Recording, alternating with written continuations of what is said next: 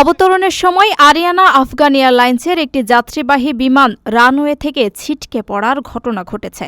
বুধবার আফগানিস্তানের রাজধানী কাবুলের আন্তর্জাতিক বিমানবন্দরে এই দুর্ঘটনা ঘটে।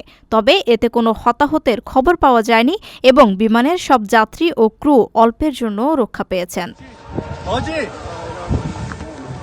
বিমানবন্দর ও এয়ারলাইন্স সূত্রের বরাত দিয়ে আন্তর্জাতিক সংবাদ মাধ্যমগুলো জানিয়েছে, আরিয়ানা আফগান এয়ারলাইন্সের বোয়িং 737-400 মডেলের ওই বিমানটি অবতরণের পর গতি কমানোর সময় নিয়ন্ত্রণ হারিয়ে ফেলে।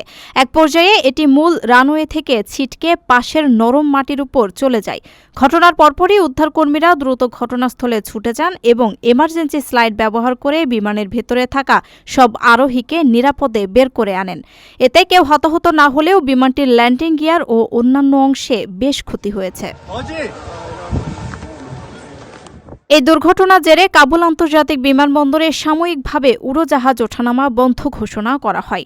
সে সময় কাবুলের উদ্দেশ্যে আসা বেশ কয়েকটি ফ্লাইটকে গতিপথ পরিবর্তন করে আশপাশের অন্যান্য বিমানবন্দরে অবতরণের নির্দেশ দেওয়া হয়।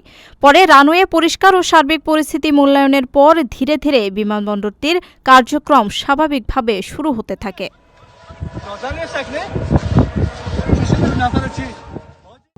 প্রবাসীদের জন্য নির্মাণ হচ্ছে দেশের প্রথম স্মার্ট সিটি, যেখানে থাকছে স্কুল, মসজিদ, হাসপাতাল, সুইমিং পুল, হেলিপ্যাড, পাঠাগার, জিম, সুপারমার্কেট, শিশু পার্ক সহ সকল নাগরিক সুবিধা। মাত্র 30 লাখ টাকা বিনিয়োগে মিলছে আকর্ষণীয় ফ্ল্যাট।